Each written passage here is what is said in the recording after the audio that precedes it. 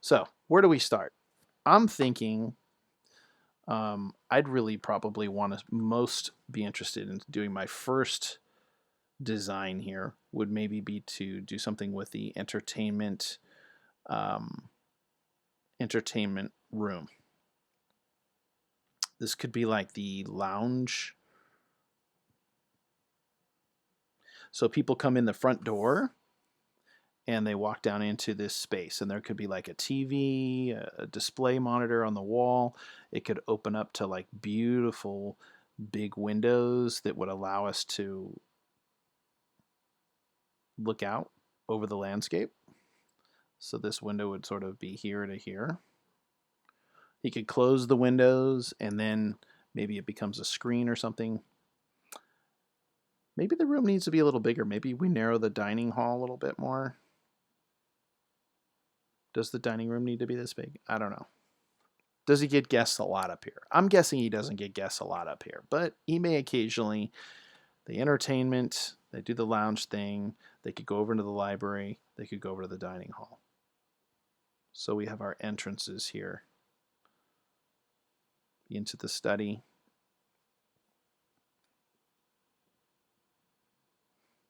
He conducts his business for his next run, all here in the office. And then, of course, kitchen. This might be giving a lot of room credence to the kitchen, to be honest. That's a very, very large kitchen. But you got to store stuff, you got to cook stuff, you got to prep stuff. We'll say it's almost like an industrial kitchen. I don't know if it needs to be as big as the entertainment lounge, though. Maybe we could afford to move this wall over a little bit more. Let's close this off just a little bit. And then we can move over the dining hall a bit more.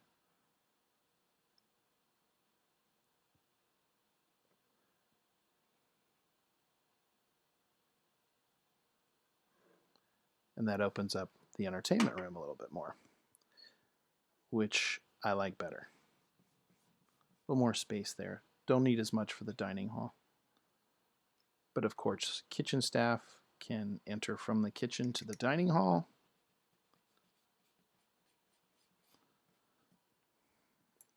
Probably a nice window over here.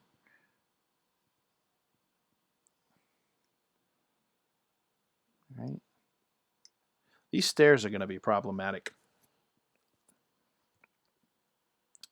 Going to have to think very carefully about that. Maybe dining hall, then the stairs go up. But you have to go to the restroom, so you go under the stairs over here. Not too concerned about it. For now, that is the design. Okay, I am going to make a decision here, and I think I am going to look at taking this space as my design. Now, what would I want to put in this room, potentially? How would I concept this? So this was an entryway here. This is a window. Or maybe we move the window open.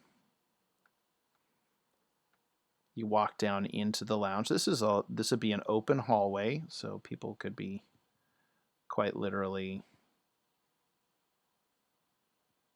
standing here, walking down into the lounge. Maybe there's a little wet bar.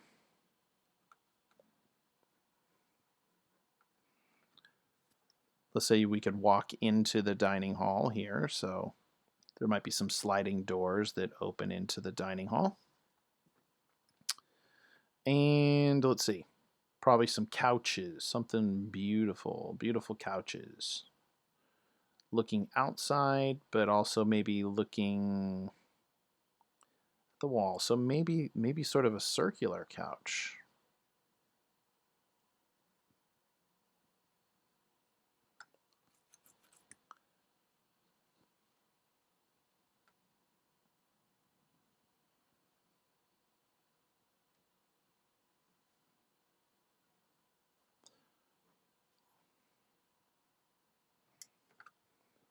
Kind of playing around with this space.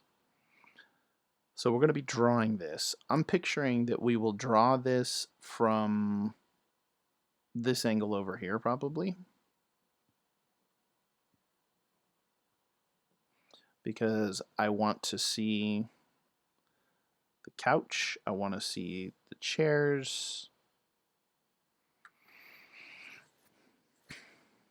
You want it to be inviting. They come down.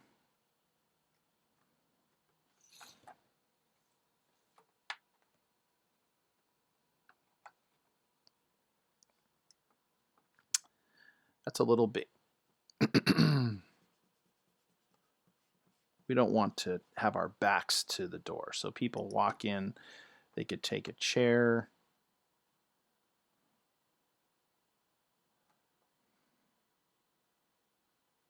Seems like this kind of turning things at an angle might be more interesting.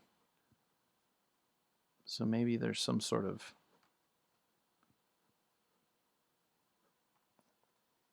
couches in this direction. Maybe there's some sort of centerpiece.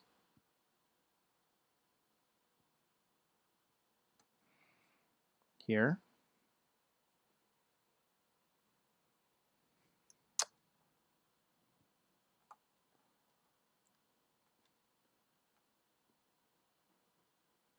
Come in, have a seat. Maybe there could be like a love seat.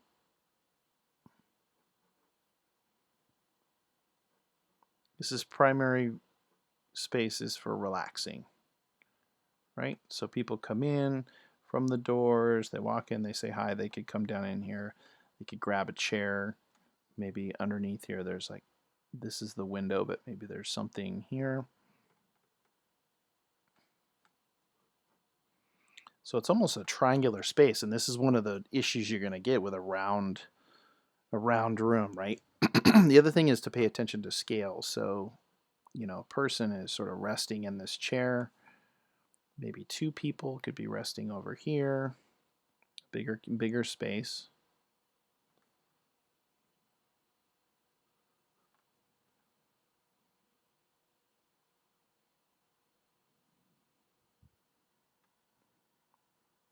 I'm not exactly sure what we would put in the middle, but maybe some sort of like coffee table. Um, maybe maybe there could be some sort of sculpture. So we'll do a sculpture over there. Maybe we could do a wet bar over here.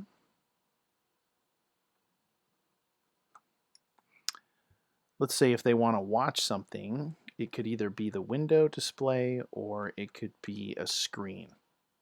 So we'll say screen, window. Coat closet. We'll say coat closet's probably going to be somewhere in here near the entry. Shoes, coats could all be checked in this area here. Entertainment lounge, chairs, couches. Need something interesting over here, maybe in this corner.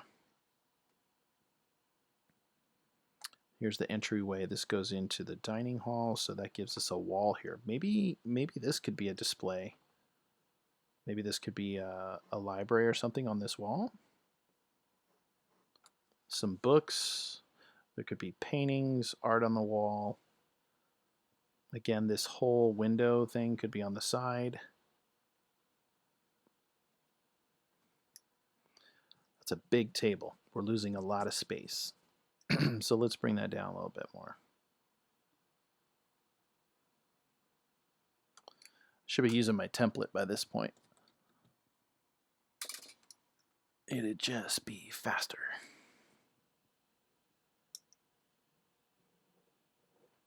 Okay.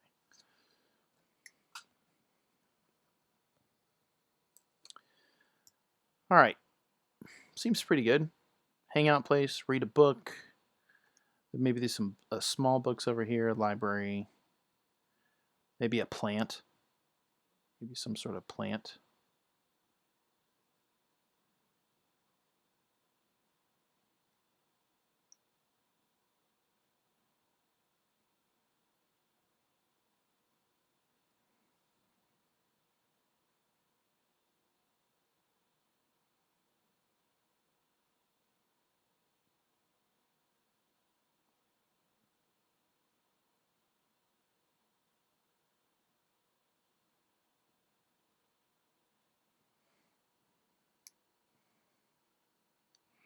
Let's move the door off the center. I do have to say, just kind of looking at the space here, this door is right in the middle of the wall, and I don't know how necessary that is. So if we're coming in from the other room, maybe we have them, we could bring the couch in over it. See, this allows them to look outside, right? And maybe you have your wet bar over here in the corner.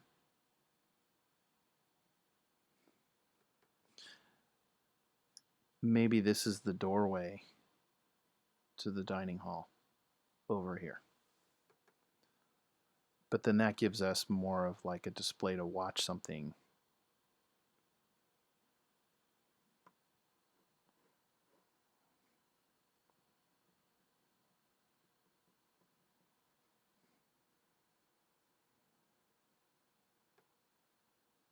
So they could turn and they could watch. This person would have a trouble watching, but this person would come over here and watch. And then people could sit and watch. There might be, I don't know, something of interest over there. But this stays open as the primary walkway.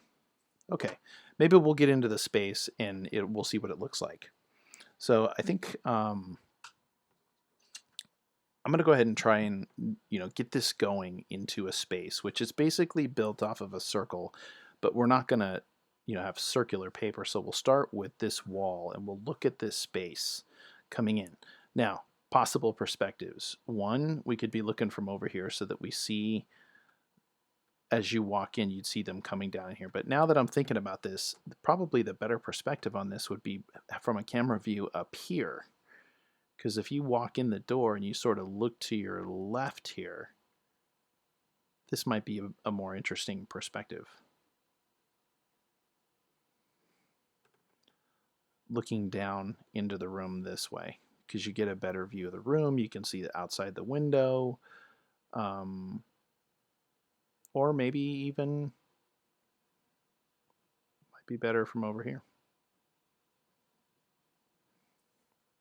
So we can kind of see that it's the entryway. We can look down in here.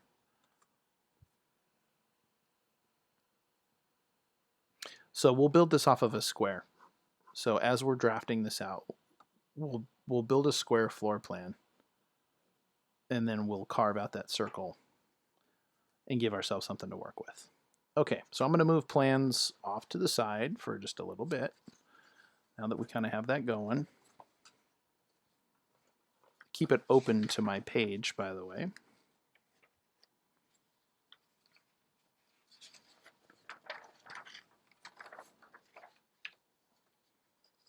So I will keep this nearby, so I'm kind of looking at it over here.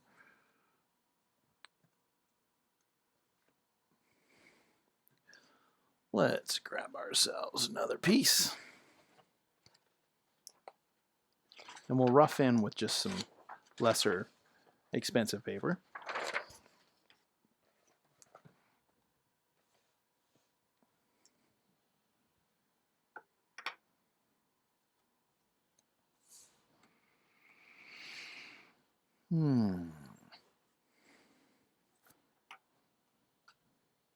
Okay.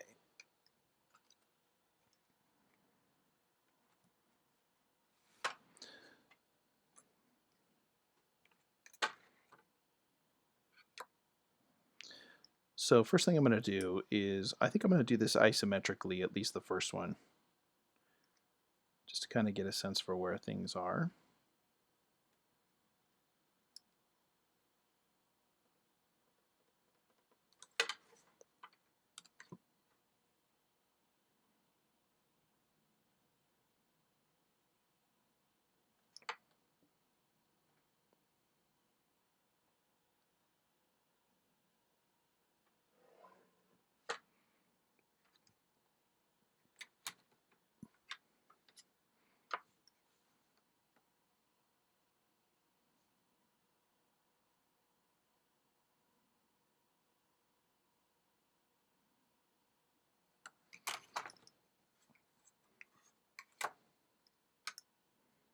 So when you're doing isometric, you first got to figure out where your 90-degree marks are, right?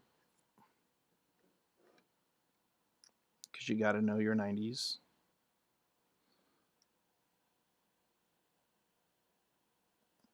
So that you get that at 90 degrees. And I might not keep all of this.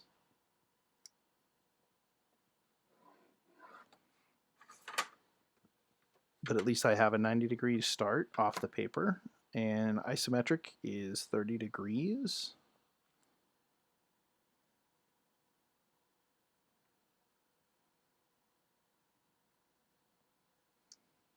Okay, so 150.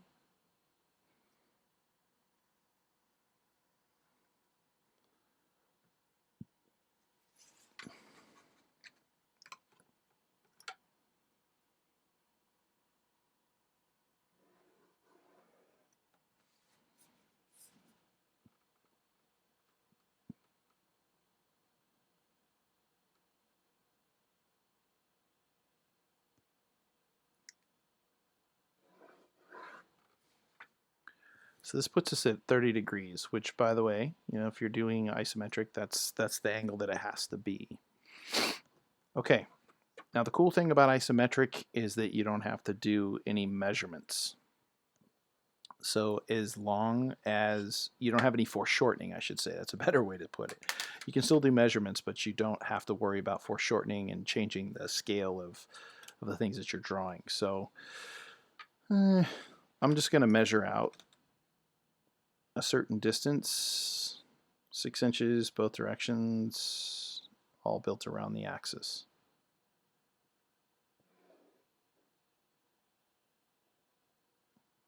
Six inches in that direction, 6 inches in that direction.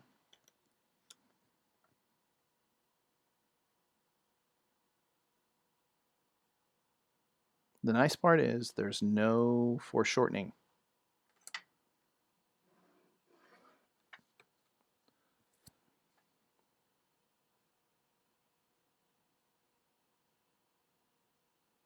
So you don't necessarily need to do an isometric first. In fact, maybe what I'll do is, now that I'm thinking about it, I might just drop back and do just a normal kind of perspective drawing of the space before I do something isometric, but then I'll come back to something that's isometric. So I got 6 here, 6, 6, 6.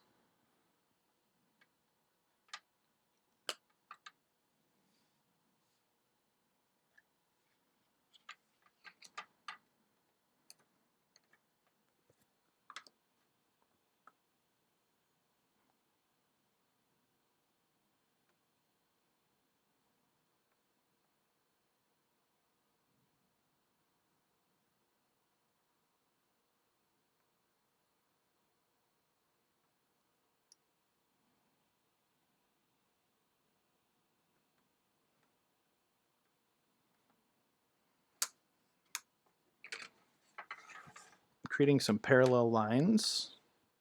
When you're working isometrically, everything's a 30-degree angle, so you can always have something to relate to. So this is a parallel wall to this wall.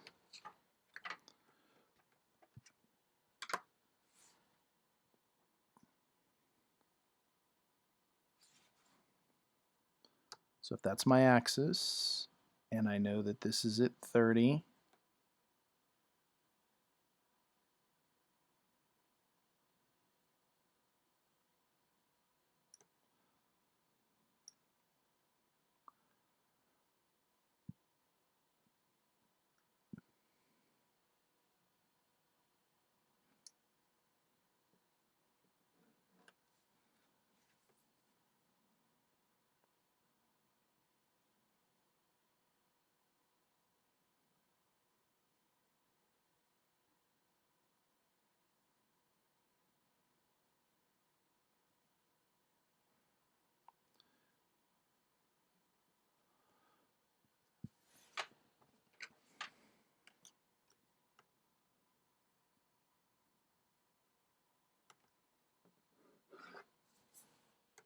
okay, parallel, parallel, parallel.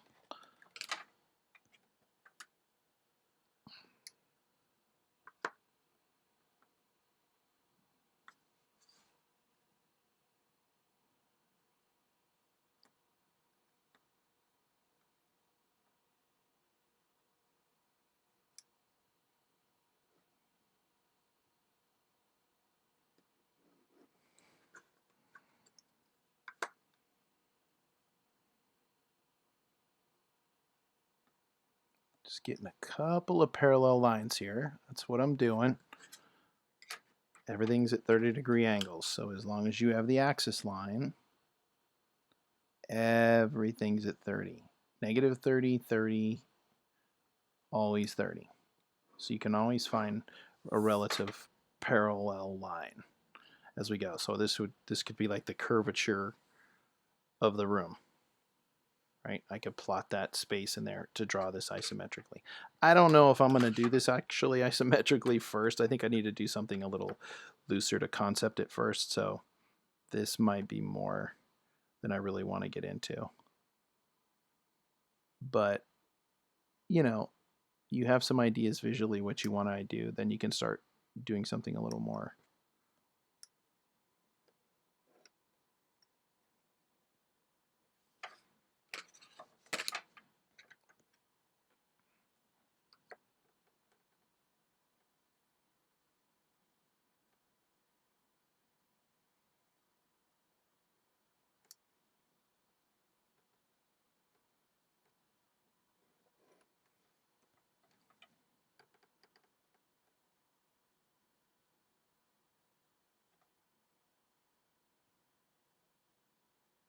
Okay.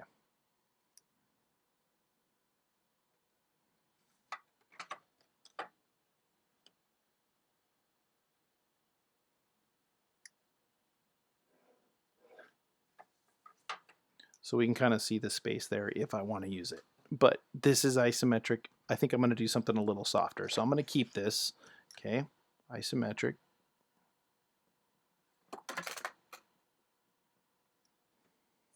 Which we can come back to at another time. But I think I'm going to do something a little more free form.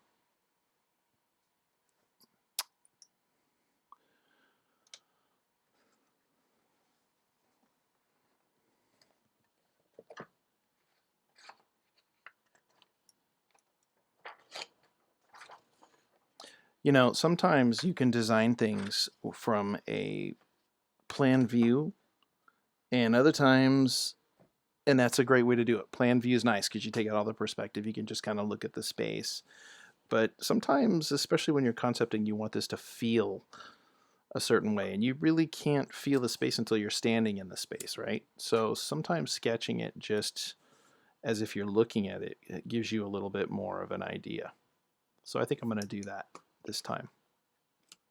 I'll keep a relatively low perspective here. So I'll start with a lower horizon line.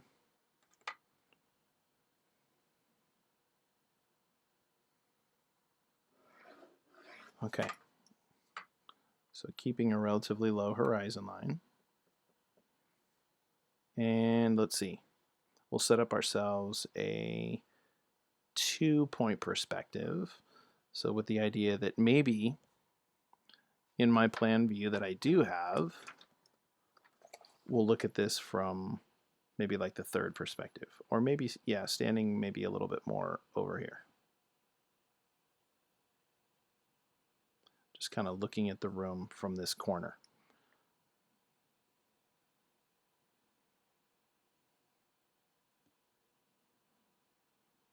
Yeah.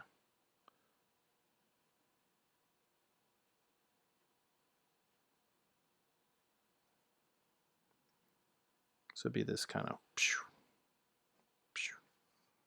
So we're standing here, we're kind of looking at the room this way.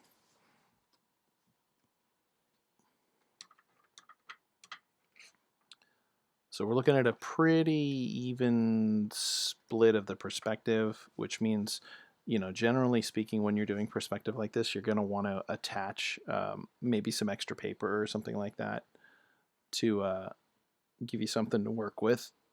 Maybe what I'll do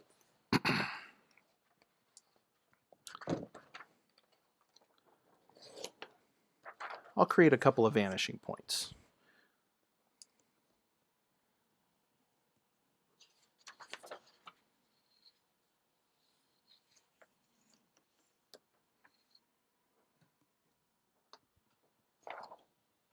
I'm going to grab a scissors here.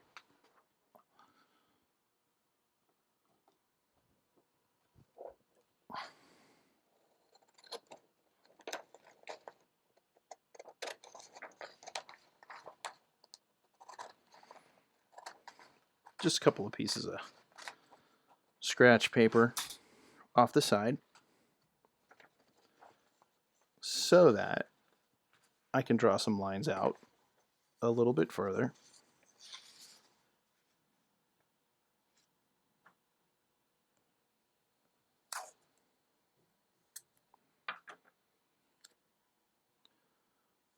Add a little bit of a vanishing point here.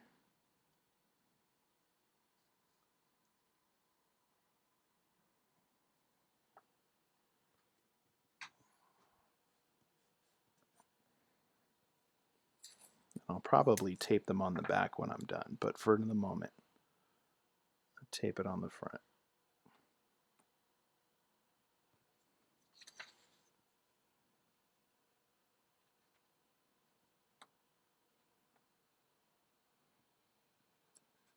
All right.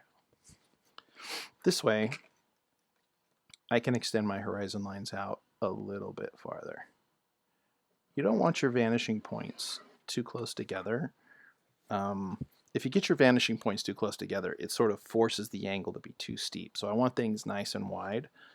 So just for starters, I'm gonna bump things out. I don't know if you're even catching those on screen or not, but I'm gonna move them out a little bit farther.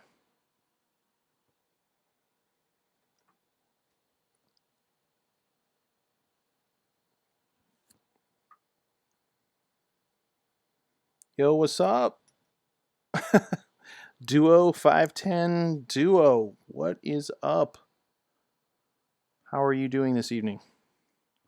Tea break.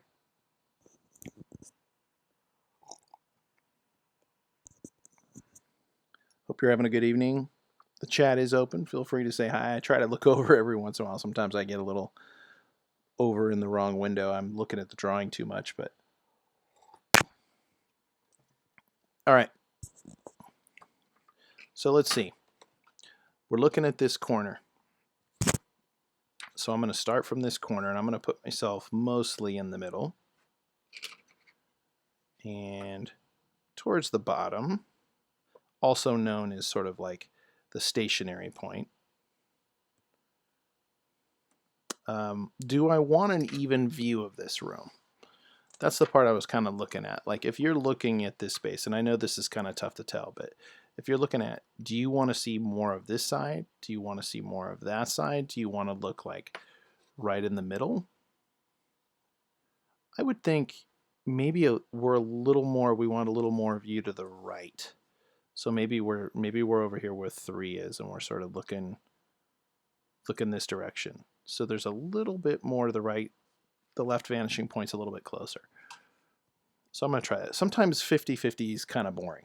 Honestly, 50-50 is a little boring. So let's bring in this vanishing point, maybe to the edge of the page over here. And I'll bump this one out a little farther. So I think we're still...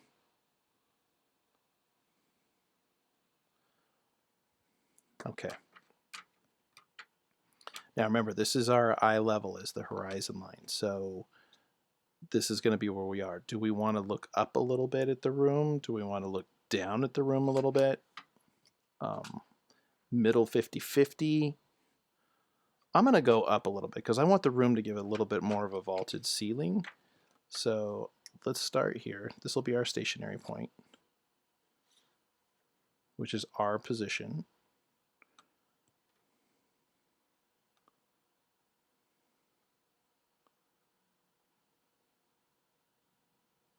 But we wanted to give a little more credence right to the right side. So let's see.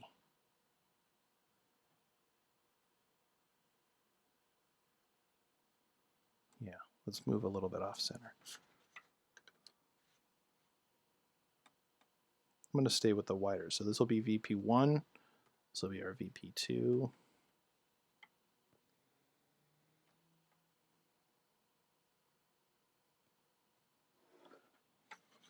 Let's get a feel for how this is looking.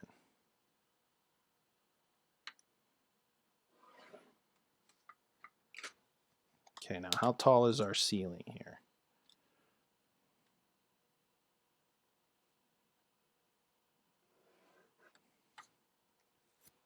Now, I won't draw this corner because I don't want to feel like that's in my way, right? So it's more like we're standing here and this continues off. But somewhere in here we know that that wall is probably going to obstruct our view. So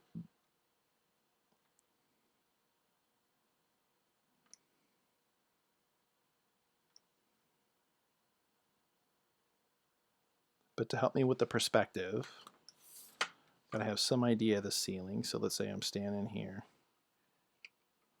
Might be a little tall, but I like it. It feels right. Since I'm only just kind of loosely figuring out this.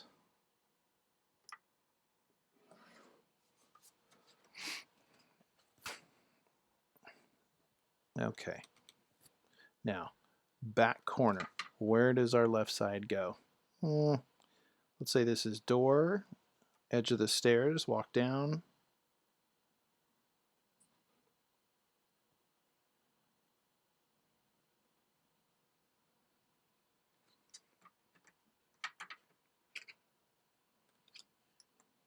So this would be coming from the stairwell, from the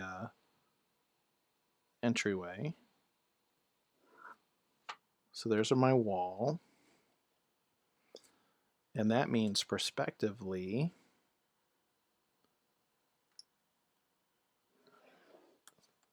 that room is going to go a little bit off this direction.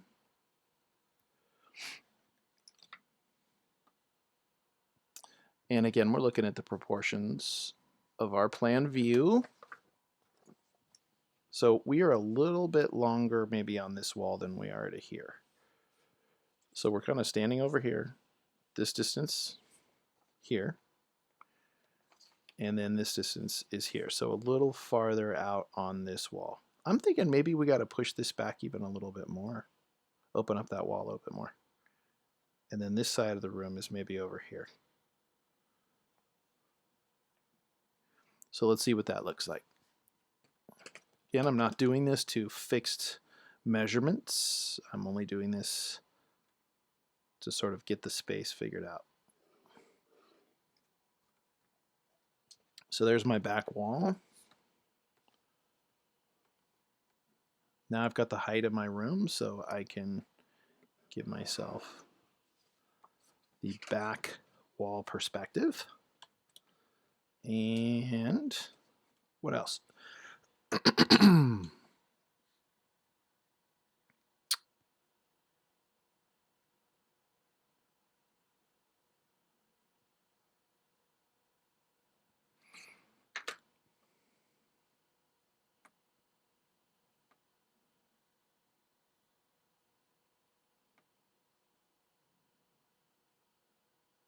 I might push this vanishing point a little bit wider.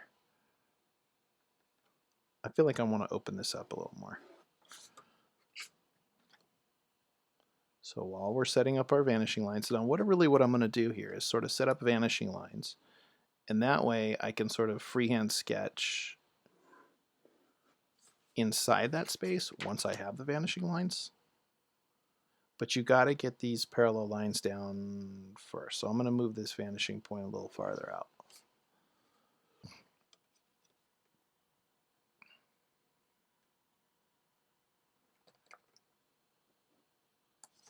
Okay. That means this moves in a little bit more.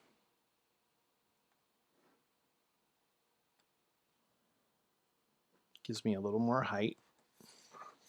So this is my new height. And that makes sense. Perspectively, I'm still lining up. You know, whenever you're doing perspectives, these are always a little bit tough in the beginning. Because you got to get the base perspective. The walls have to be parallel. You have to have your vanishing points fixed and your horizon line in place. And there's only one horizon line. Remember, one horizon line. You can have multiple vanishing points for objects that are parallel. You can only have one horizon line. If you see more than one horizon line, get to a hospital. Okay, so we're going to move the vanishing point out a little bit farther. And in order not to confuse myself, you got to work clean. So you always want to erase anything you're not going to keep. So for me, I'm going to get rid of this first vanishing point so I don't accidentally confuse myself. And I'm going to lighten these lines here because I'm going with the wider one.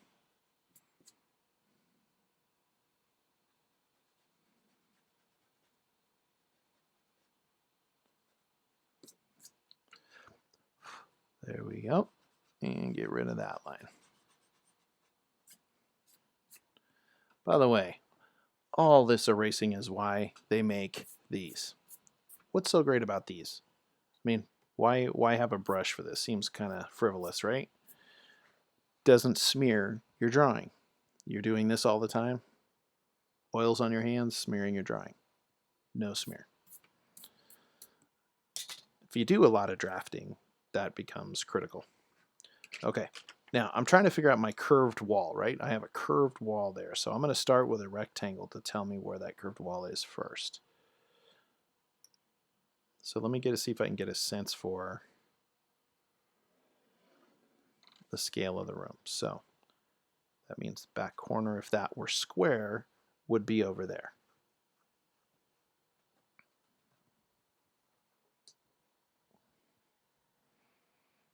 Or if it were a rectangle at least.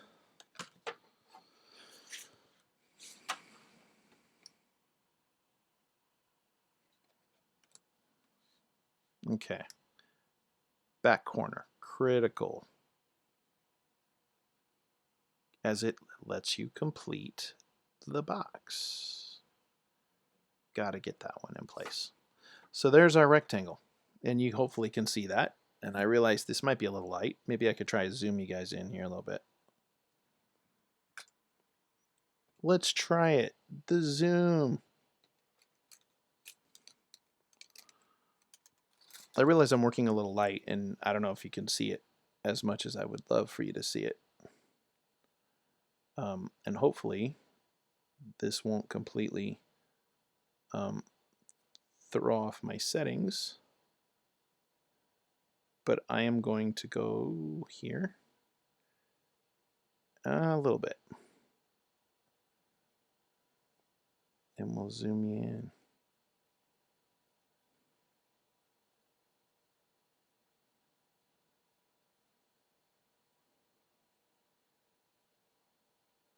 Whoa. Not that one.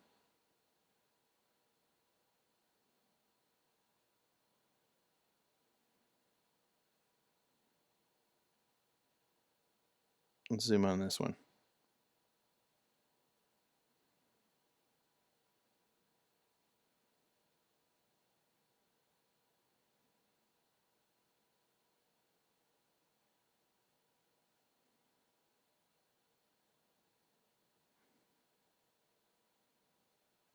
Get closer. Oh, a little bit. There we go. So you can kind of see there. I guess get it a little closer.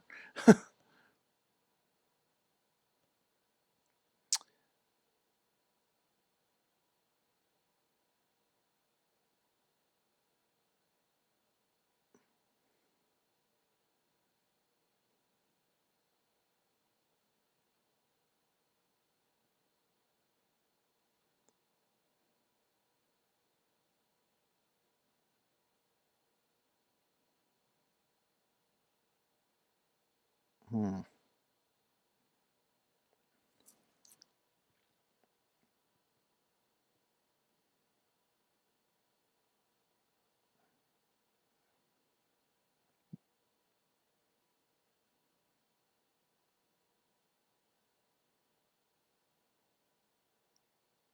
All right. So we're a little closer there. Move things up.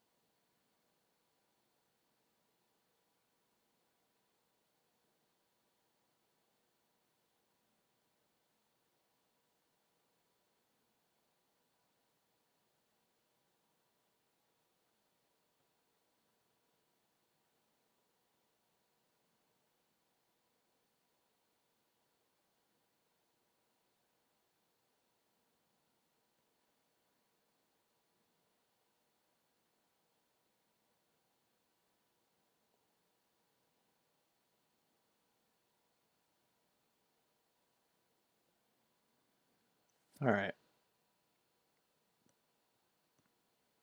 So let's see. So we have the four corners of our room. Okay.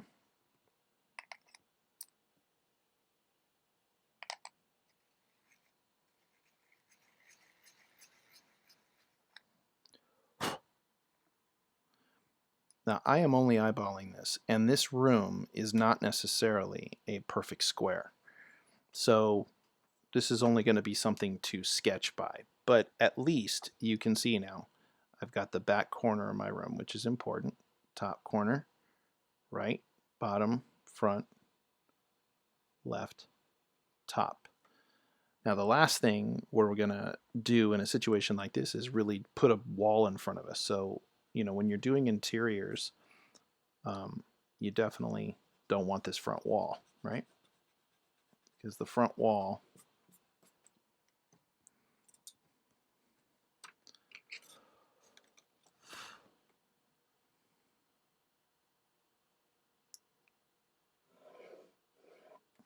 okay. So I'm going to darken in my floor, and I'll tell you why. Because I'm going to potentially do some drawing over the top, and I need to see my floor plan, the floor first. So I got to figure out the corner.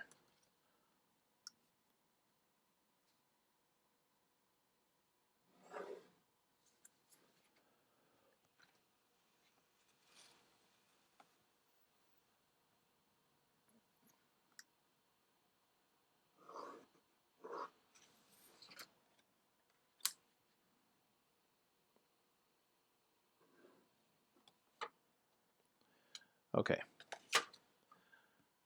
Curved wall. One more time.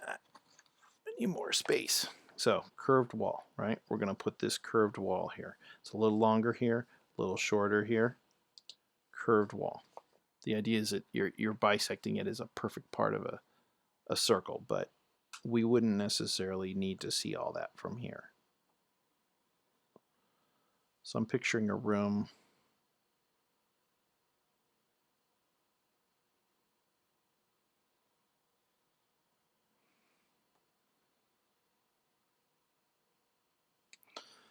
It seems a little wide.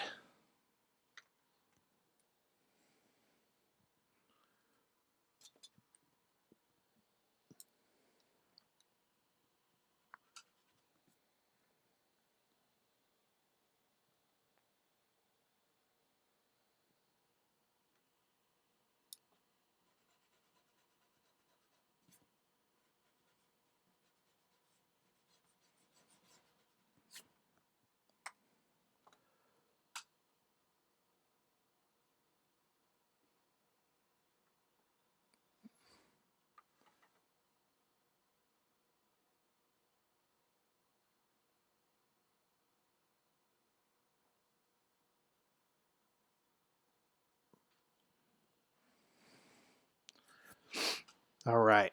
Now, the same is true for up above, right? You could almost think it like this curve needs to follow the same rule up above here.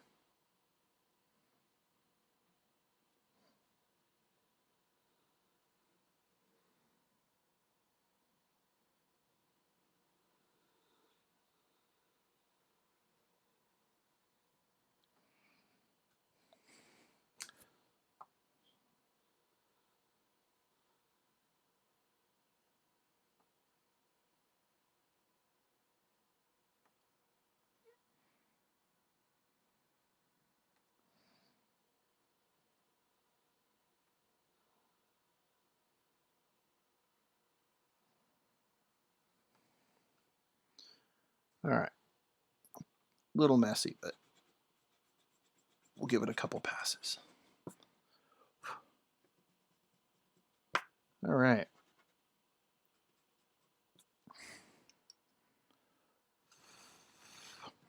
Problem is I'm taped down. I would normally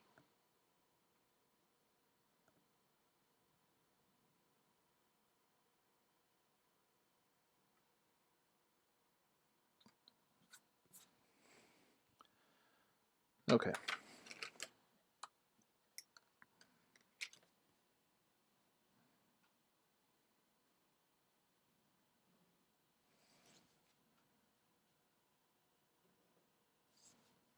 just so I can kind of find my fixed point on the horizon line.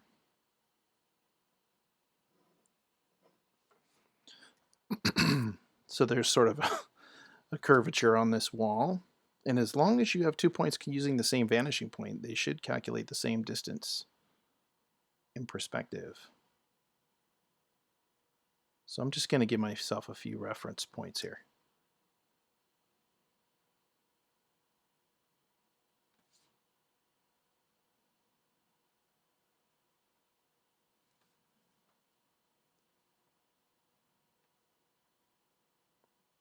Going through my back corner of my room to the point on the wall. And then I can come back through the same top corner. And it gives me the same location on the wall. So I know that this point and this point are supposed to be right over the top of each other. And if they're not, this is where it gives me a little room to connect, right? So I know I'm getting a little soft on that line, but it does give me some sort of reference.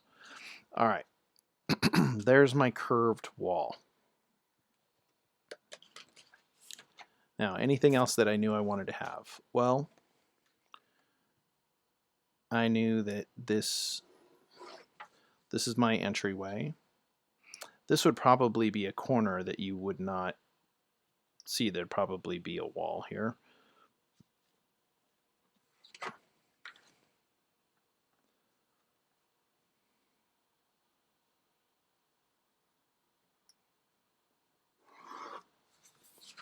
Okay. So, but assuming this is the corner of the room. Now, we wanted to step down here, so there could be stairs down. And the stairs would be parallel. So the actual ground floor would be maybe a little bit lower, submersed. So this is your actual stairs, right? That drops the floor down a little bit lower.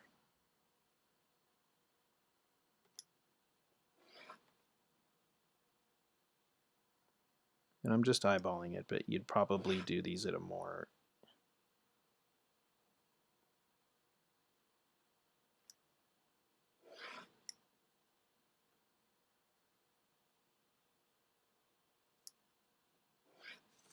okay. So step down, right? Step down, step down, step down. Now, are we going to see any of those? I don't know if we'll actually see those steps, unless we run them out a little bit farther. Or I make the stairs a little bit flatter. These are pretty steep, actually, so maybe I come down a little bit flatter. So here's the slope.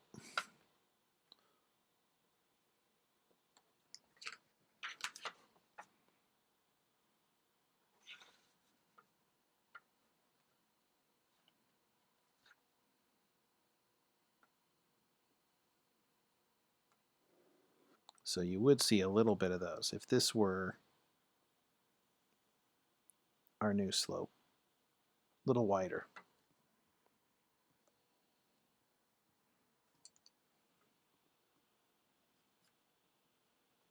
Won't use that first one. The first one was a vanishing line, so I'm not going to use that. I'm going to make the slope a little wider.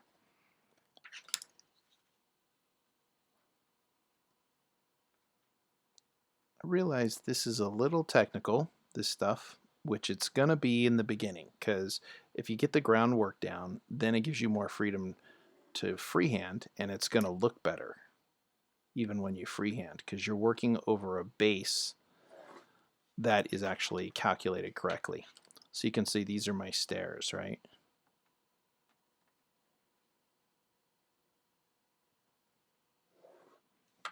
So the idea is that, you know, these are my stairs stepping down, stepping down, stepping down, going into this room.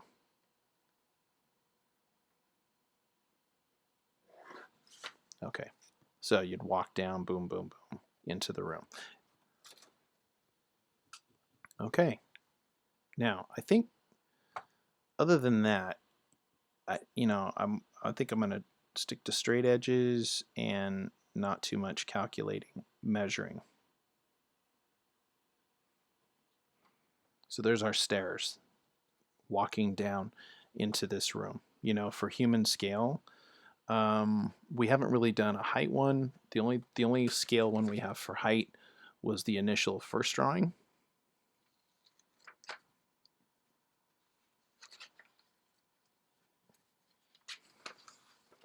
Which was this one. So this is us walking in, right? This is us walking into this space. So that means coming in here, if we're looking at a roof that's twice the height pretty much of a person. So we're looking at a person standing here is probably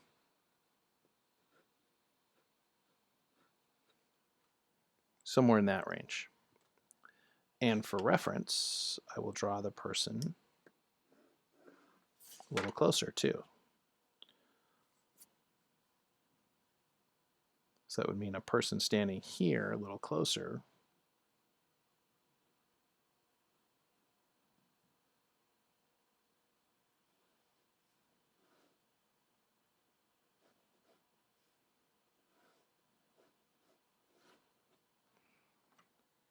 somewhere in there, right?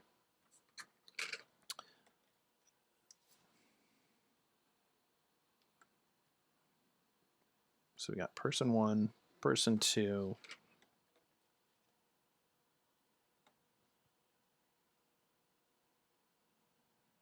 and this is standing on the upper platform, right? So they drop down a little bit.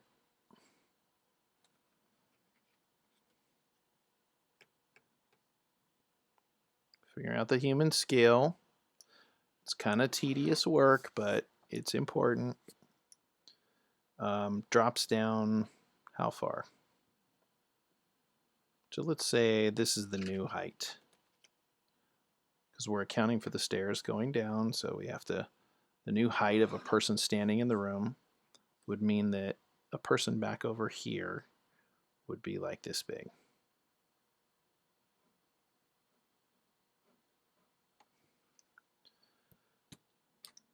Person three.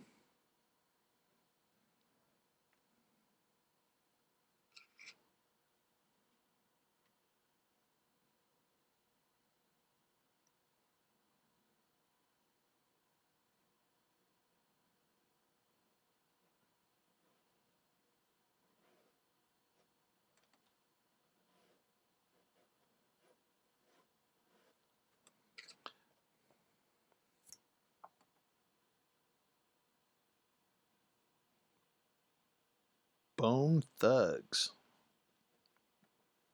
I don't know what you guys are listening to, but I have got the old school hip hop. I have not heard Bone Thugs in a while. Okay.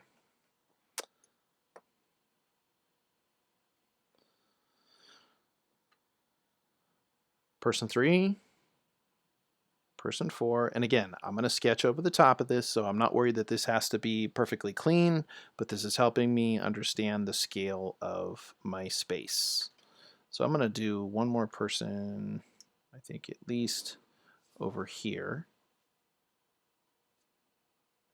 So a person walks down those stairs.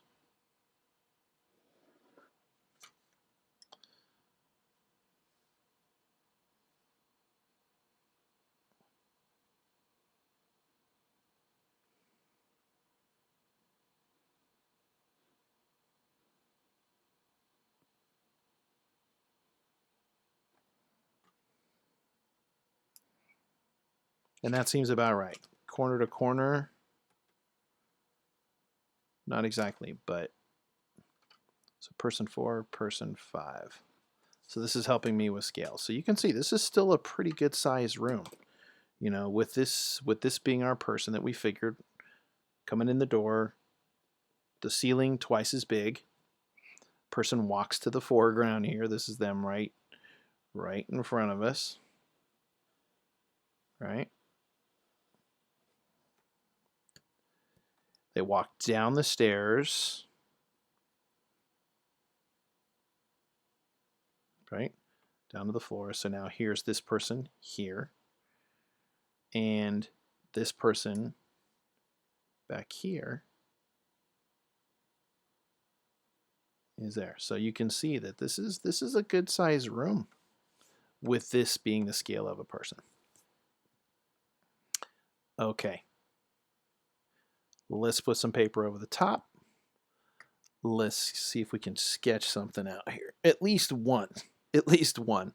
A lot of prep work just to get one. But sometimes that's what you got to do. Okay.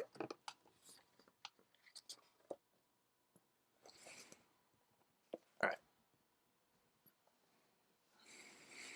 Hope you're doing okay out there. Feel free to chime in on the chats. You're still with me?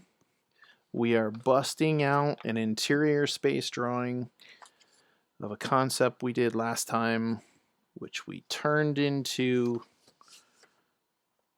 a plan view, multi-floored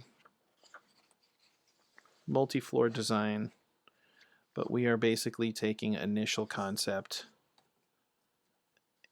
putting it into a space plan design, which is not exact, just a loose concept here. But now we are actually going to try to extrude and do some sketching in the space.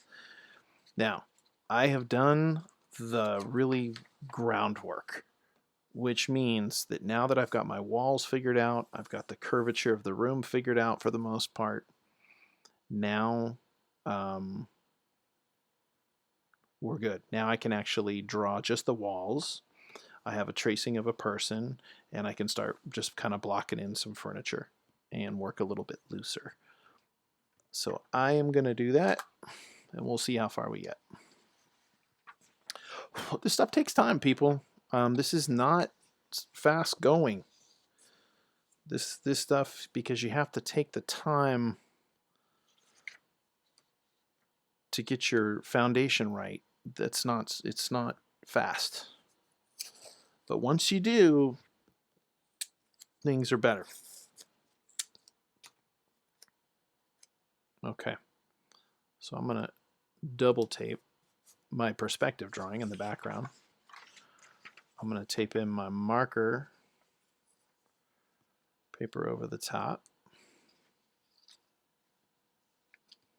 And the cool thing is, you know, I can do infinite number of drawings over the top. See if I got a better piece of paper here.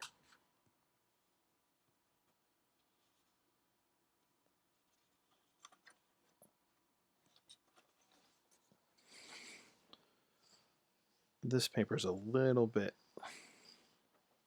less dinged up. This was my last sheet. I'm going to leave you zoomed in, by the way, there a little bit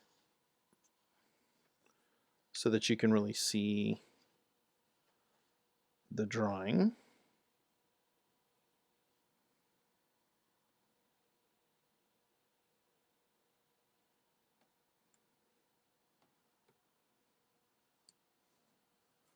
Okay.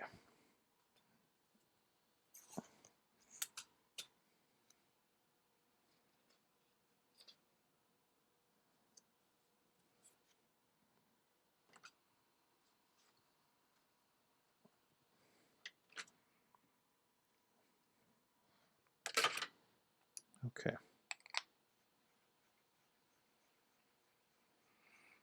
I could go over this with a lighter pencil. Sometimes I use blue pencil for this, but yeah, I don't know where that is. So I'm going to stay with the graphite for the moment. So look, again, I got my room figured out, right?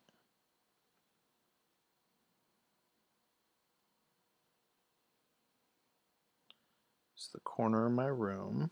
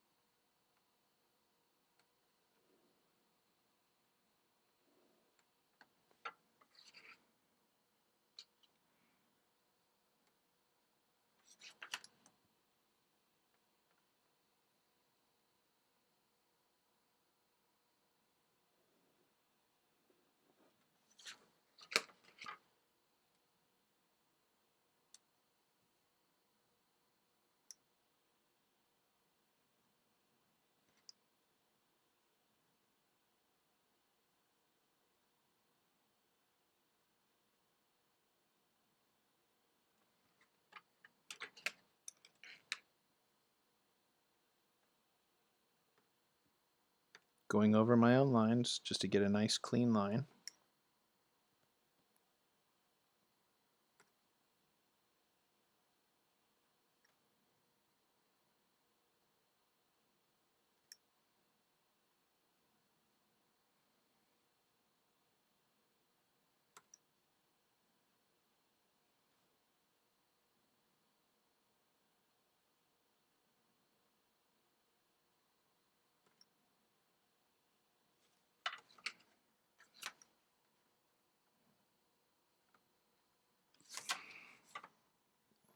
You got to keep your points.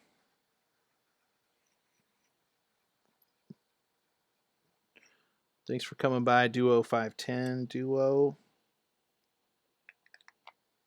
Appreciate it. Wanted to point out, I have a Discord channel, which I'm encouraging people who like to come by and visit and keep up on what we're doing.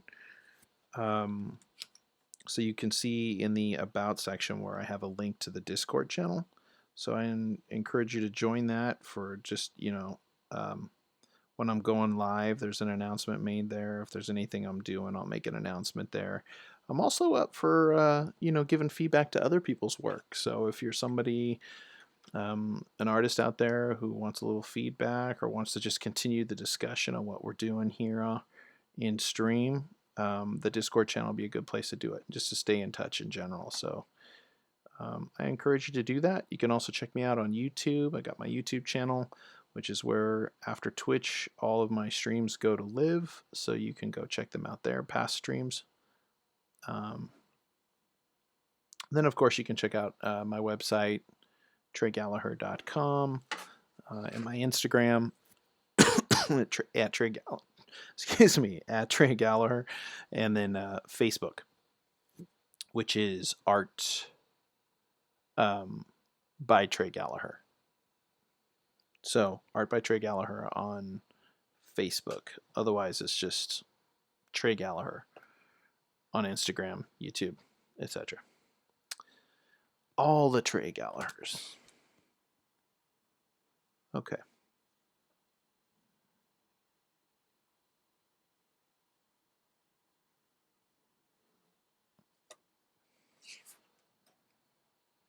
Okay.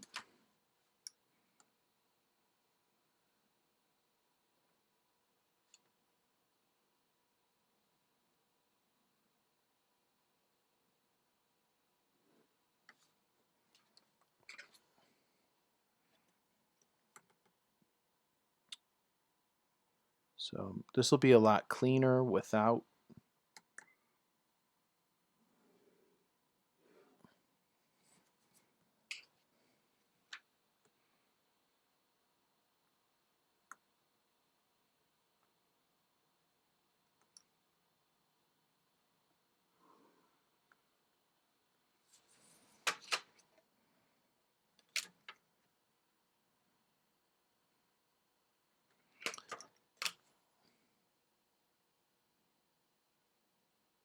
just giving myself a couple of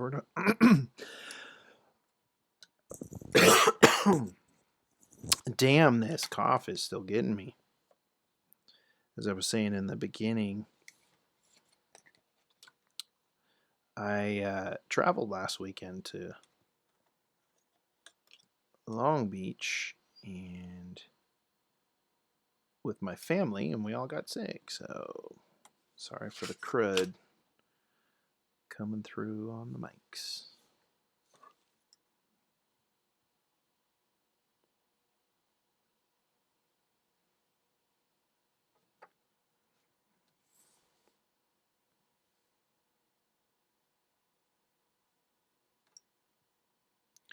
Thing I love about perspective, and I don't know if you can tell this, but when you have things that are parallel, they end up being right where they're supposed to be. And this isn't a perfect example of that. So this corner back here is the right angle corner where my vanishing points are passing through.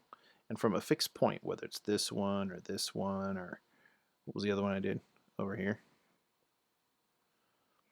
Whichever one you choose, as long as you're passing through two parallel points, you'll be at two parallel points also, and that is telling me right where my wall needs to be. Vanishing points, horizon lines. Parallelism is fantastic. It is the thing that can make your drawing look correct. Even though a lot of people never really learn it well, it is worth learning it. So, okay. Now comes the part I probably should not be doing this. It's a big curve freehand, but I don't really want to mathematically calculate.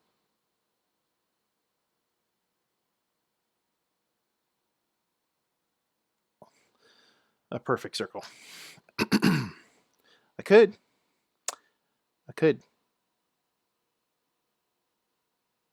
But that would be incredibly boring for you guys.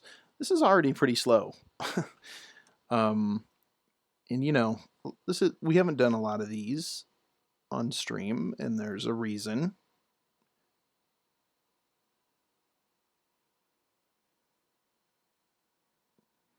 Because drafting drawings doesn't necessarily make good streams. But I'm hoping that if you see it and you see how it works, you will understand the payoff is worth it. Okay.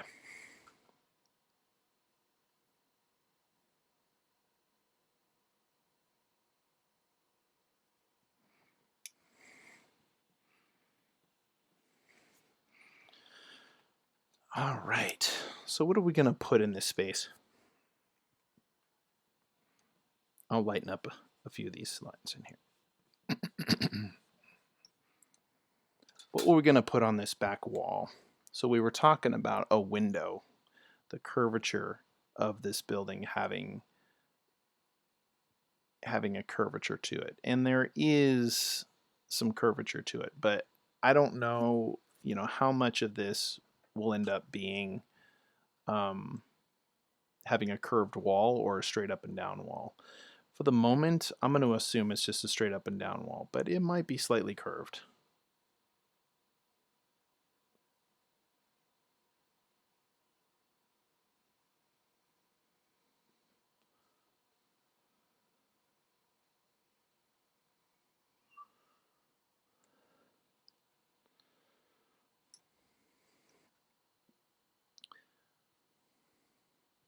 Let's say that there's a curvature to this wall. From the wider wall,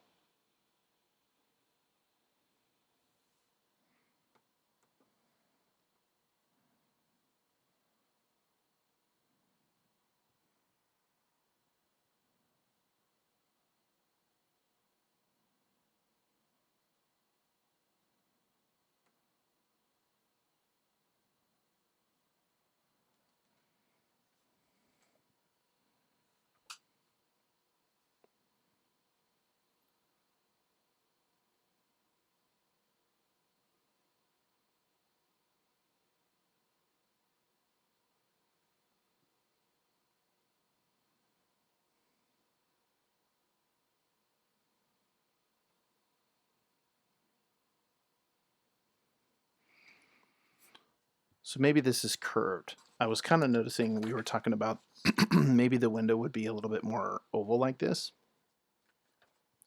So I don't know.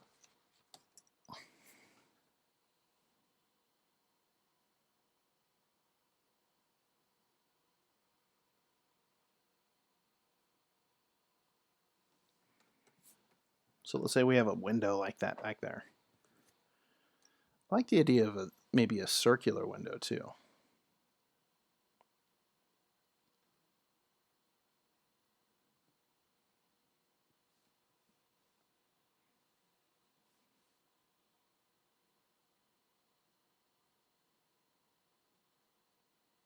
Give a little thickness to this.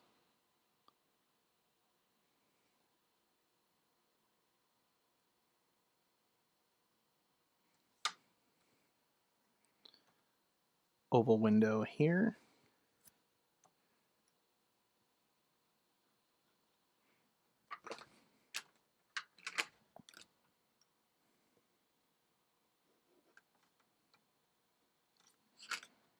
Just going to try a few pieces of furniture.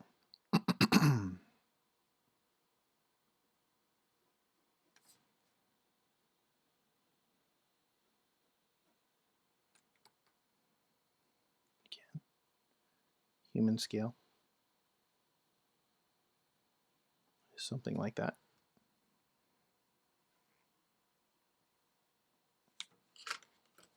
Horizon line back here.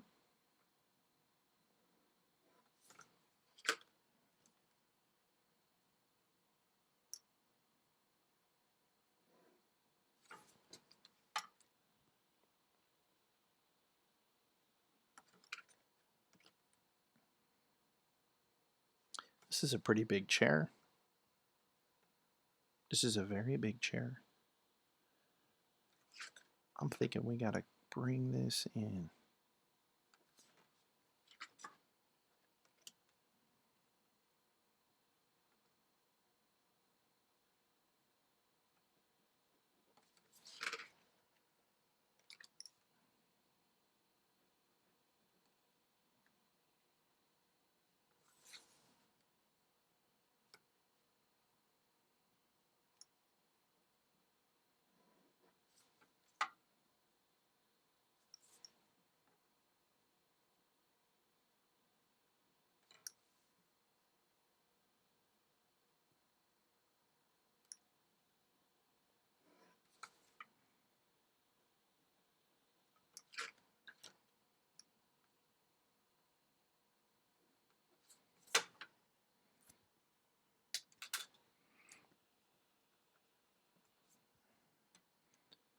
Clean up a little bit. So, you know, sometimes you have to draw a few lines to get a few lines to kind of tell you a little bit. But I'm thinking, you know, this might be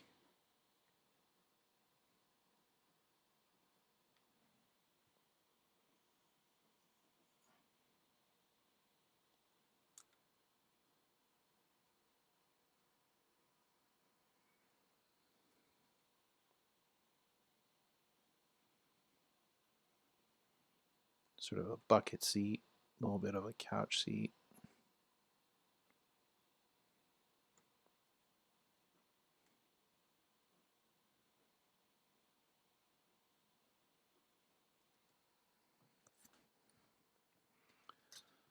All right.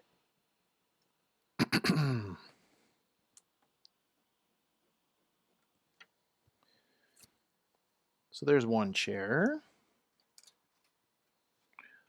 Switch to smaller rulers. Where'd you go?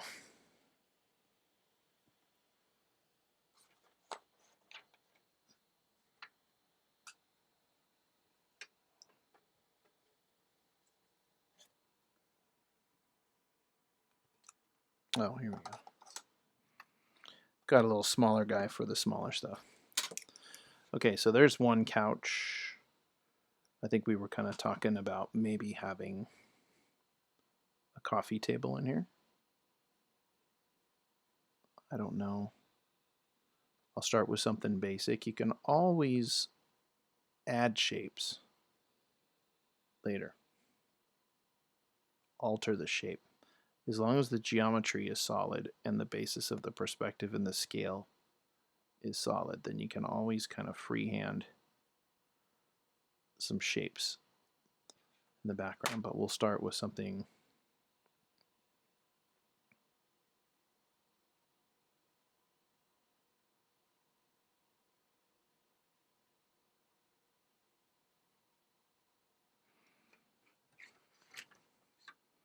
like that. Probably make that a little flatter.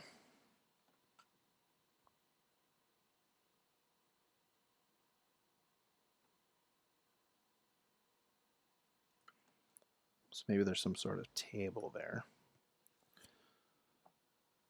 And then we were talking about couch and another chair. Chair, chair. Table, table, maybe a little lower.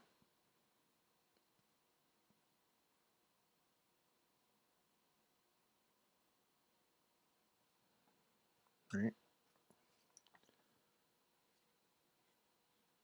Couch, probably someplace over here.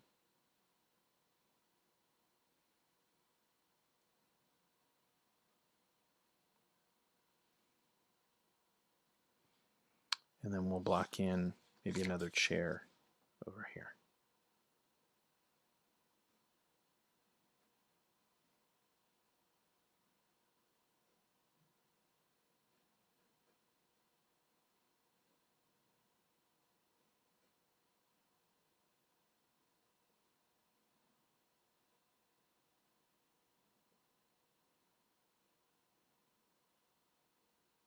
So we can see the table there, couch here.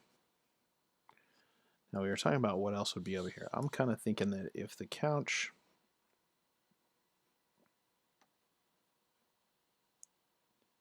is back here, and I'm just, you know, loosely blocking this in, I'll correct it. So we get a couch there, then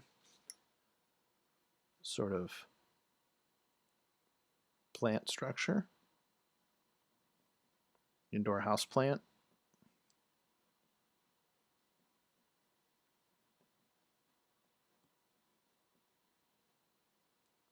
Maybe it's in some sort of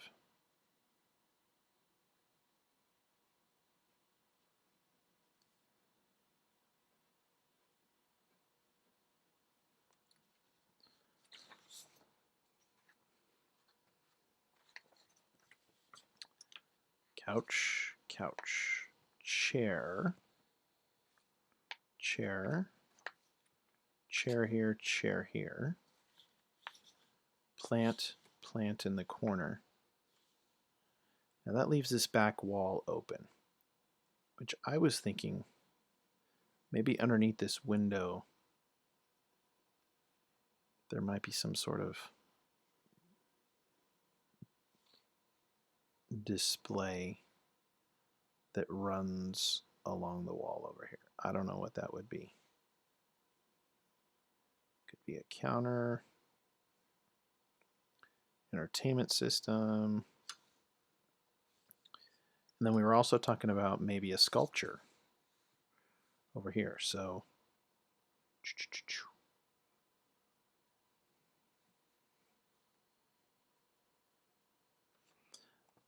I meant to run a vanishing line, but I'm thinking, you know, maybe a sculpture of some sort.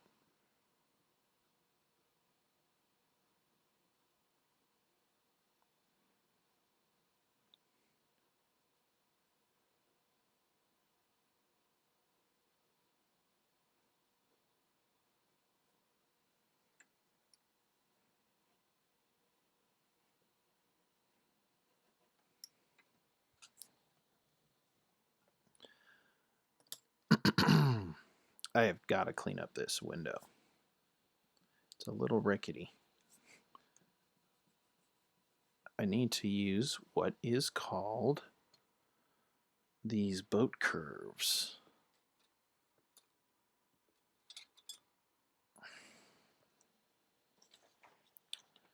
Which I have one. What did I do with it? All right.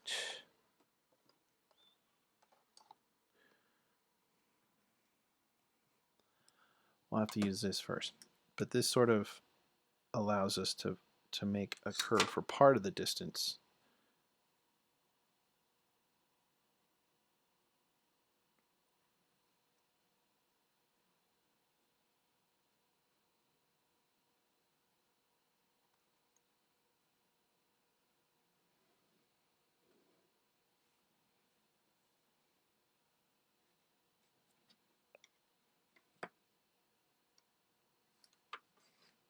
I'm not going to be that precise this time.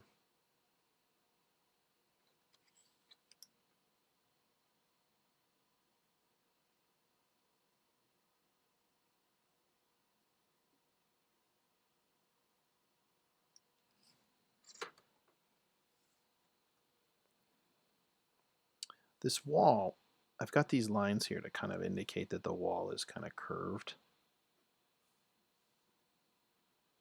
also sort of echoing the exterior.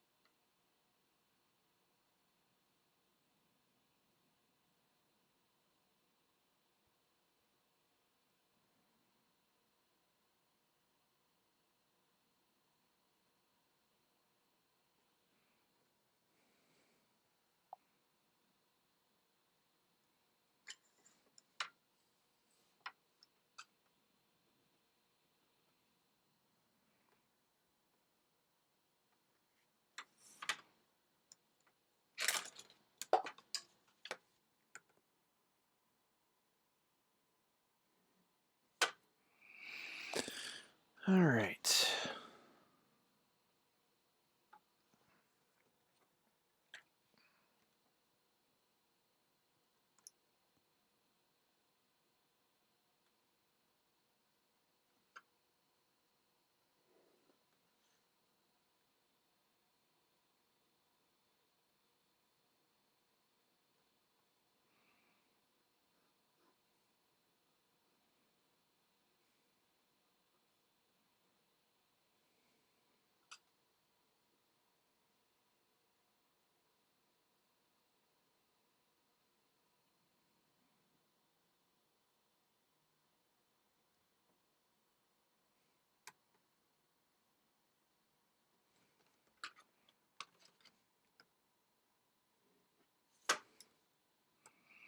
Okay, so the roof is kind of curved here.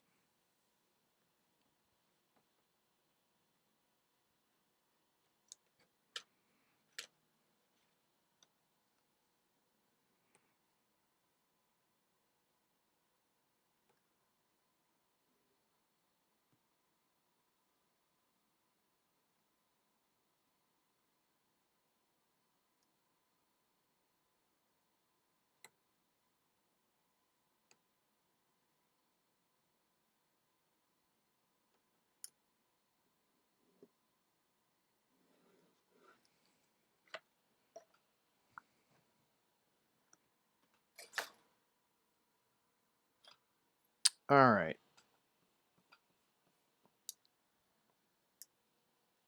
I think I'm going to move my drawing a little bit so I can clean up just a smidge.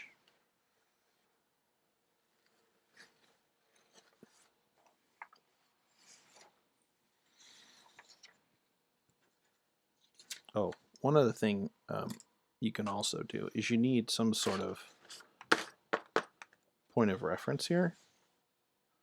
So one, you always have your drawing back over the top, which you can line up.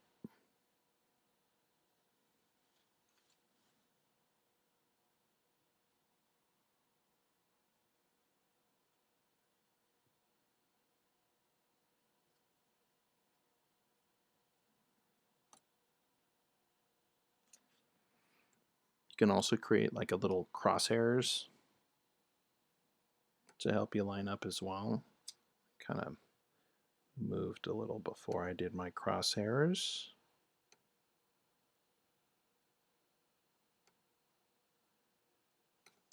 Not super important, but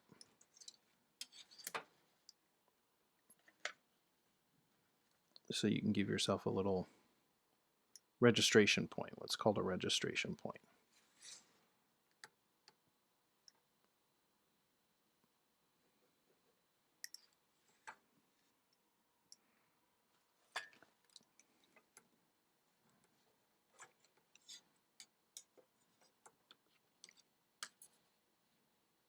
right.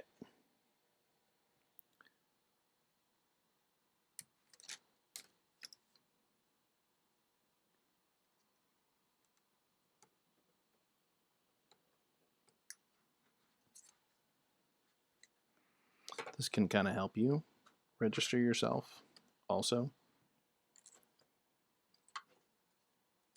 So here we go.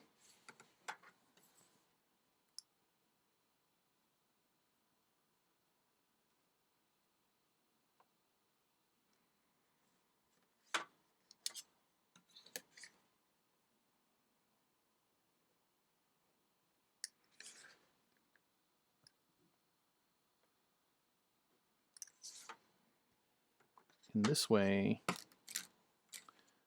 can always get back the registering of these two things together. You know, this is a trick a lot of people don't use, but I used to work in printing years ago. Like just about the time before the digital thing was coming in and we were still using contact sheets and darkroom procedures and old school stuff like that. And we used to always use registration marks. And if you're working digitally, it's not so important. But the nice part is that if you ever have to register these two things together, boom, you can snap them back over the top. So I'm feeling a little bit burdened by my perspective drawing. So I'm going to actually pull that off and give myself a little more freedom to just draw now that I've got my walls in place. So I'm going to set my perspective drawing down over there and just give myself what I need to draw here.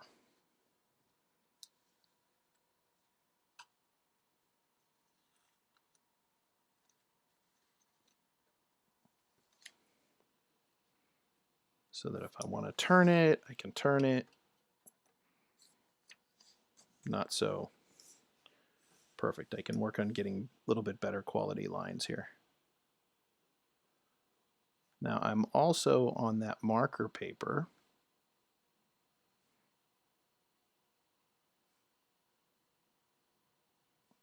Find the curvature of that room, the first point.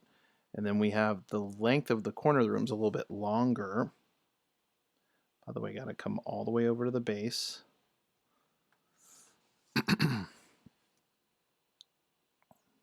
So we can follow this a little bit more.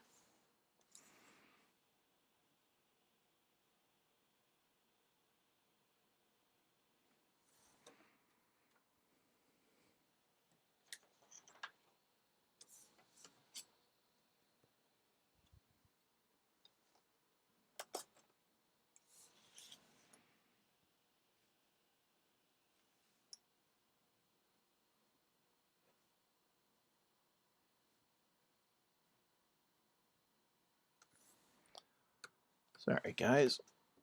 My other drawings are coming back down. So how are we doing? Are we staying inside the frame?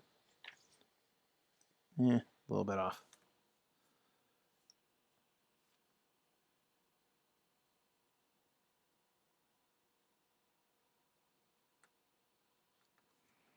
Being a little.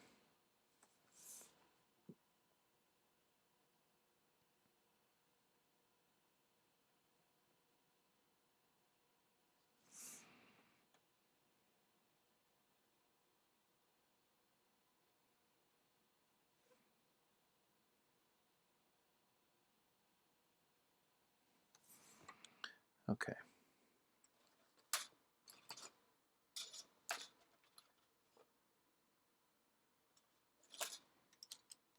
This is what I'm looking for. Okay. So we'll clean up here a little bit. When you do perspectives like this, you know, you get a lot of lines, construction lines, which is why working in overlays, you know, kind of cleans things up so you can see them a little bit better.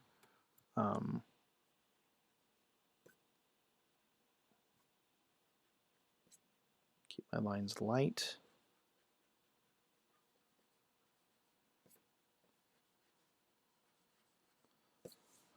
I am on marker paper, So now I can actually start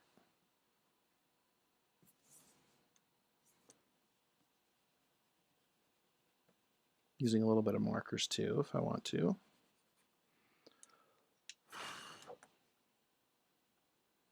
Few critical lines we can't lose though.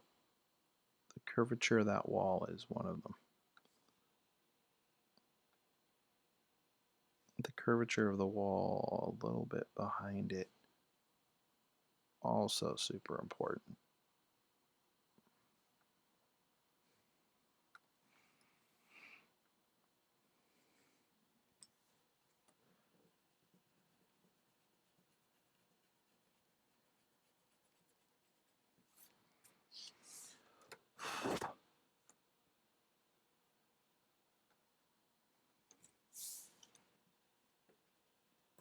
I don't want to back out too far because then you guys can't see what I'm doing, but I'm kind of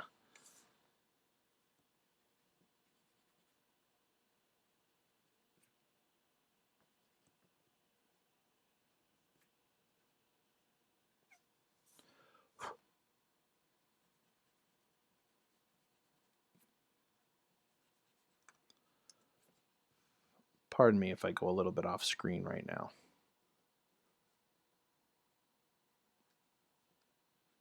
You guys doing okay out there? If you're with me, it's getting late. So we gotta get a little marker on the surface here. So I'm thinking about a window. I have the big viewing window. I've got a few pieces of furniture. This is just a first pass kind of idea for what else might be here. What about anything on the ceiling? I'm picturing this would be a flat floor.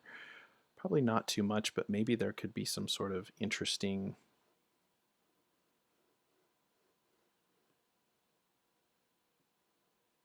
I don't know. I'm thinking about, first of all, there might be a few like soffit lighting, a little bit of soffit lighting over here, maybe in the foreground up here. So there'll be little recessed lights that are going on. But I'm thinking maybe above our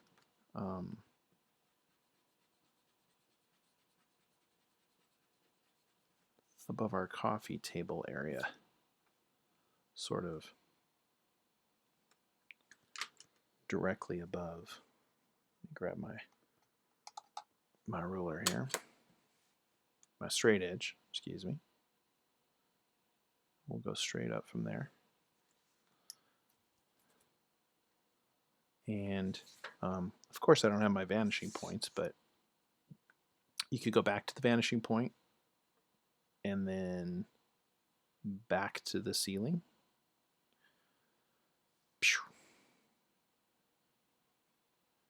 Tell us our exact location, but I think I'll kind of eyeball this one.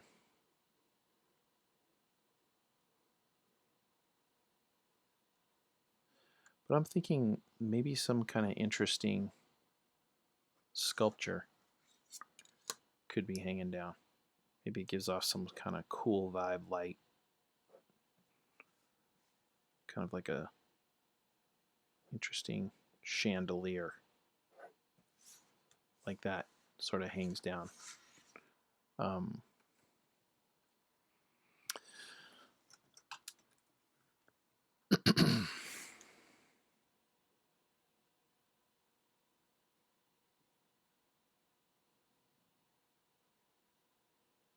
So some sort of interesting chandelier piece hangs down. You know, the furniture too would probably be more oval if I really want to get futuristic with this. Like maybe these chairs would not be so rectilinear. We're going for all these circle shapes, so it seems weird to suddenly have square furniture, right? Maybe it's sort of like this ultimate curve.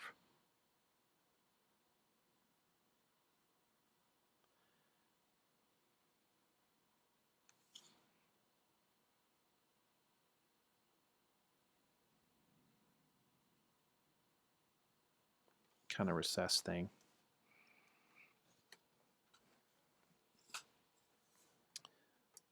some interesting futuristic art piece.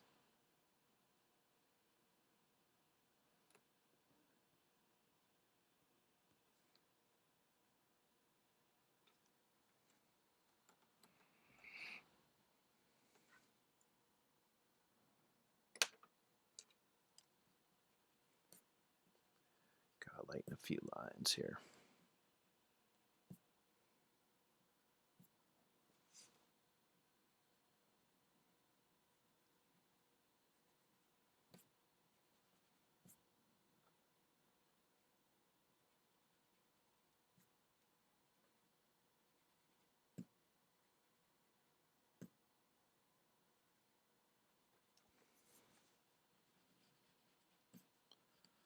Okay, so this goes to the doorway, which I think we said maybe goes over to the parlor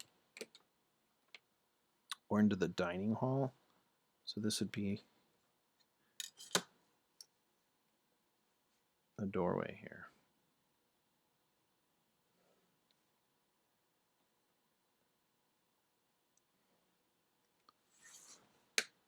So that goes into the dining hall here.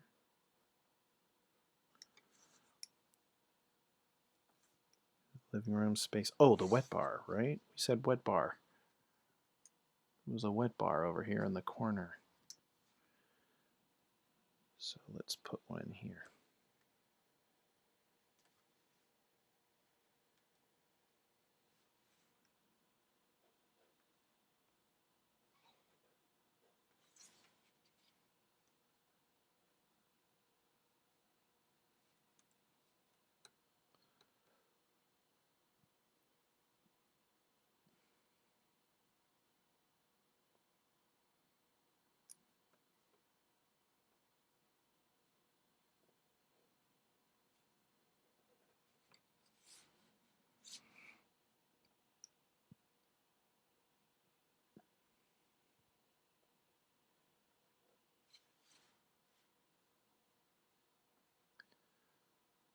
Now I'm a little bit off my vanishing points right now, so I'm kind of following loosely, which is always a little bit risky. Vanishing points, eyeballing it. But I am concepting, so I'm not going to stress on it too much. But I will use my best judgment.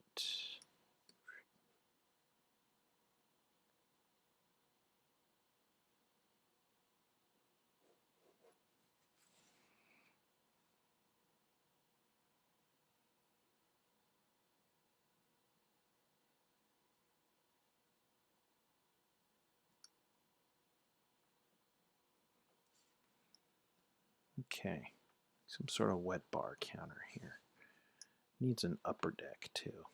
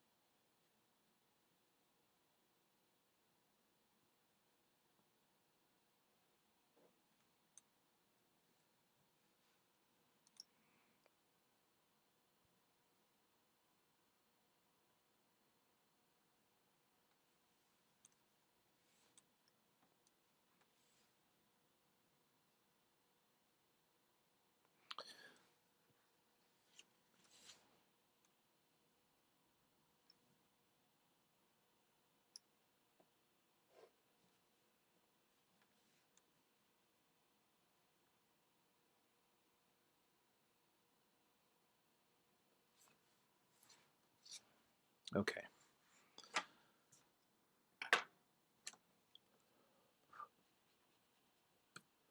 Might need to move my coffee table a little bit just so that I can see it.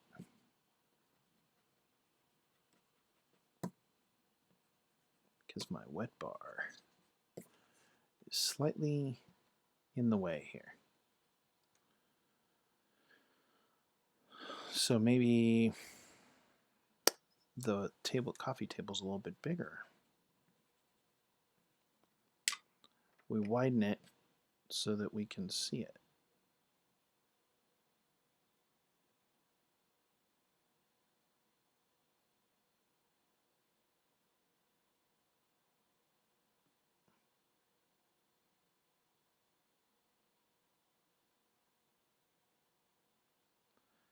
and then the base comes a little bit under. There we go. So it sticks out. Or maybe we don't make our wet bar so high. A lot of possibilities.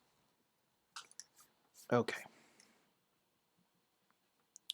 So I'm going to get some basic shapes down here.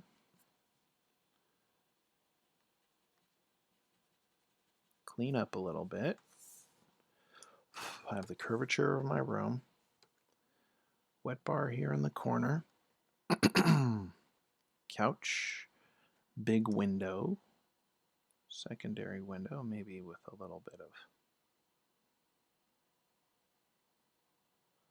recessed window shade there.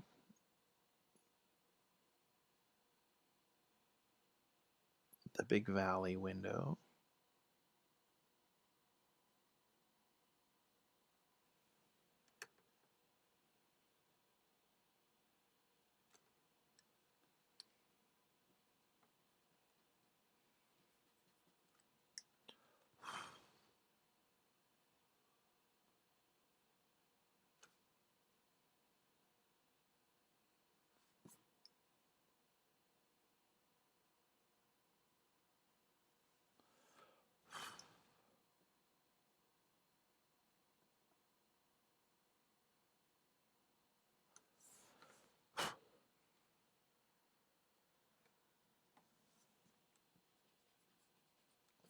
Curved walls. Curved walls. I'm removing, so this back wall is a little farther back because if you remember, this wall is curved, right? That plane is curved, so it's not straight down. So there's extra footage of wall out there, right? So in this particular case, I'm going to account for that by extending that back wall a little bit more. Okay. A little heavy on the graphite. I'm going to use a little marker here to get things started probably.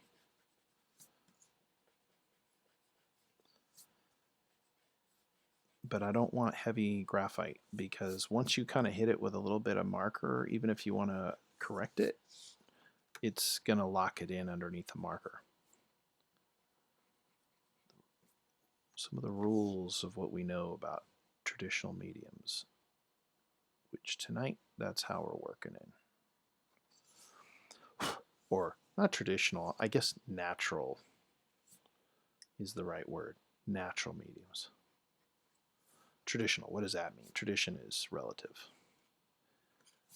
But they are not digital mediums. This is a natural medium. All right. Curvature. And then this is the sort of critical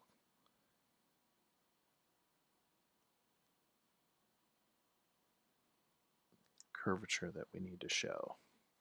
That the wall itself is curved back here.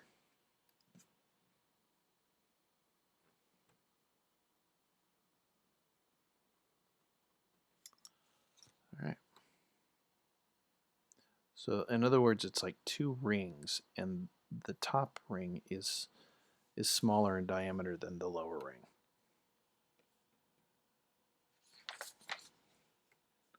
Wider, narrower at the top. Okay.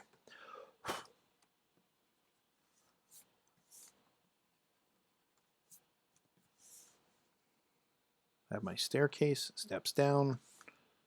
Over here, I'm thinking,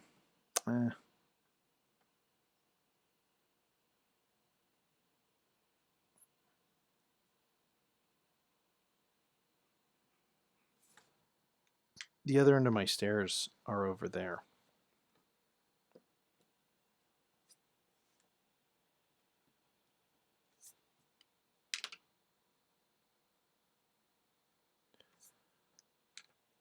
And I am I'm not going to figure out each of those stairs from this distance.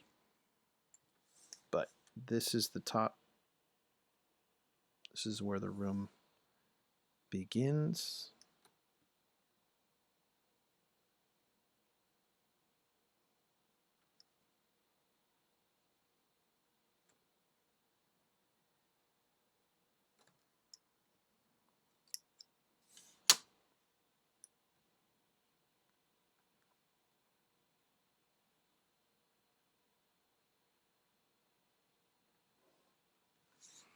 All right.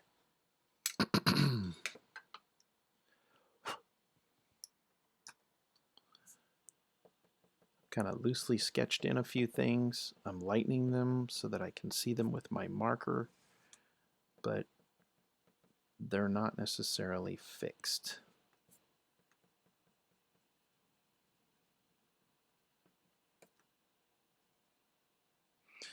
Now, question, do we need to change this piece of furniture to kind of match that one? Kind of seems like it, right? So let's do maybe a little more curvature. Looking at how this one is, let's say we make this round. It's kind of curved and goes up. Nice futuristic round looking lounge chair. Kind of working off the perspective, but again, you get the base perspective down and you can freeform a little bit more.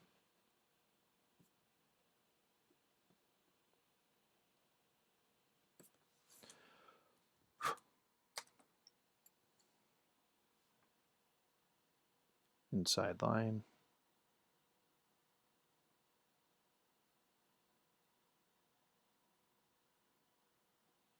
Inside line.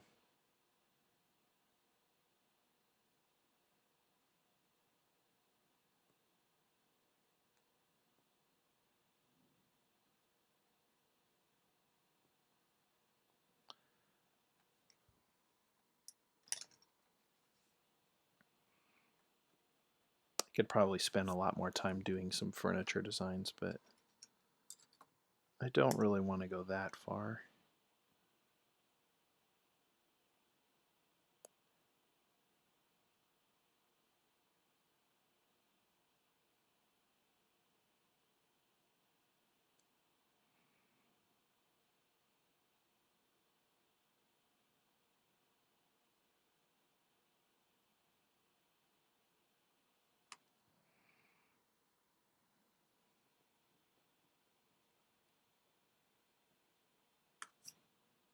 This is probably ergonomically a disaster, but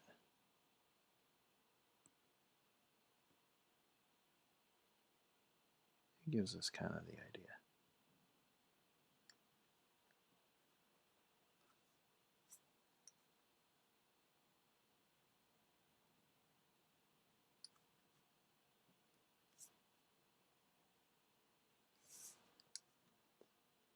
All right.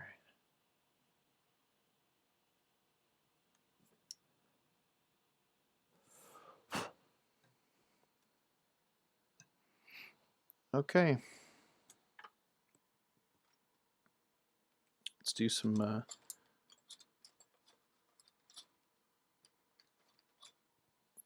let's do a little bit of lighting on this. Now, I am on marker paper. So what does that mean? Marker paper means